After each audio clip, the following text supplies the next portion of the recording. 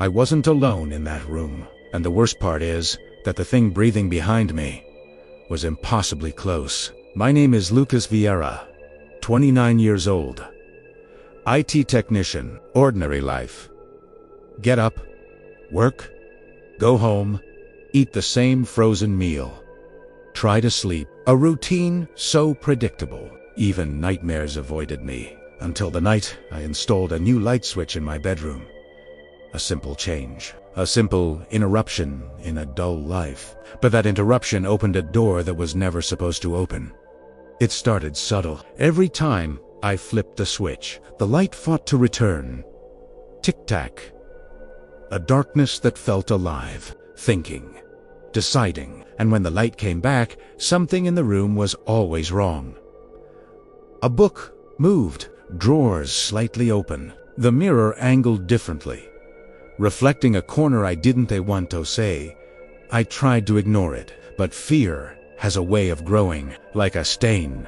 By the fourth night, I woke up, gasping. The air was thick, like something was breathing it all in before I could. I felt a presence inches behind me, and the darkness seemed to watch. I tried to turn the light on, but the switch resisted, as if a hand held it down on the other side of the wall.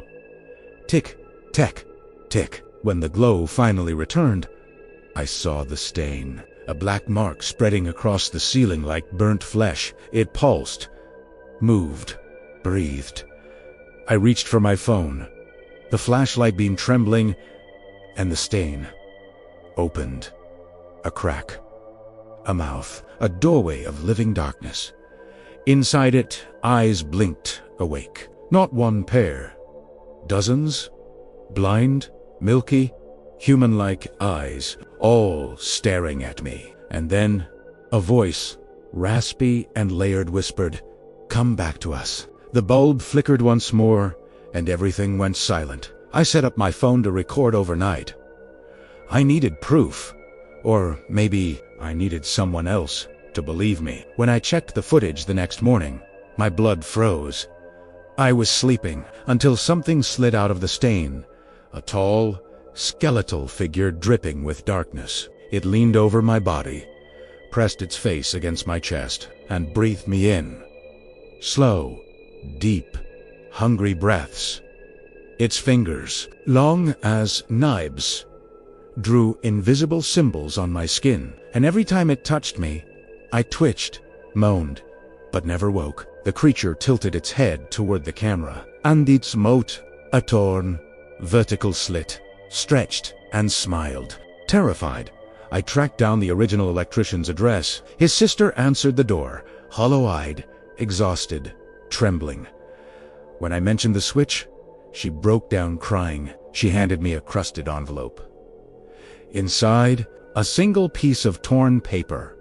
The switch isn't electricity. It's a ritual. Darkness is the doorway. Light is the key. Tick for us, tack for them. Do not turn it on 13 times. It will open. The last line was smeared and frantic. He came through my ceiling. A scream erupted from inside the house. A man's scream, raw and endless. She slammed the door, bolted it. I ran. Back home, I tried to sleep in the living room. No switches nearby. But at 3:03 a.m., my phone screen lit up by itself. The bedroom light had turned on.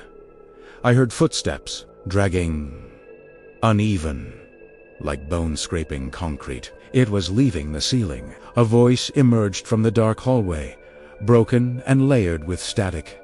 Number 12. One more, and I exist. My fingers curled into fists. Not courage, pure terror. I fled the building, ran into the city, found a cheap motel. But darkness followed. Every light flickered around me, the delay growing, the darkness lasting longer and longer. I woke tonight on the motel floor, not remembering falling asleep, with symbols scratched into my chest. Deep, burning. 20 minutes ago, my phone began playing the video again. On its own, but the video had changed.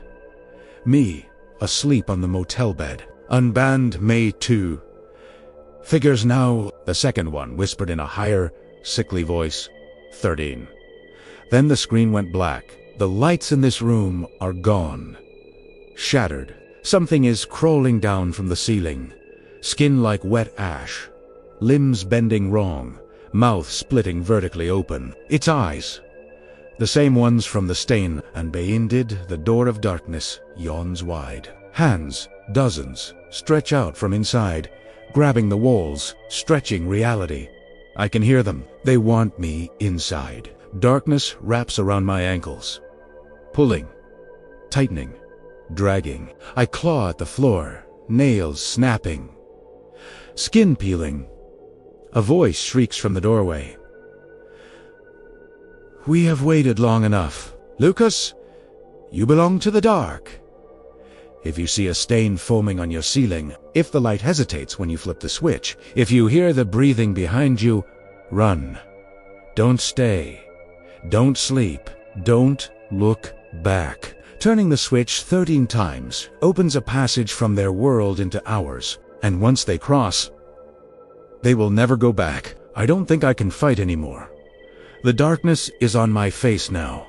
Cold. Thick. Final. They're whispering something. My name. My life. My end. If this recording ever reaches you, remember, light doesn't chase away the dark. It only hides what waits inside it. This is Narrated terror. And some doors should never be opened. Tick-tack. They are coming.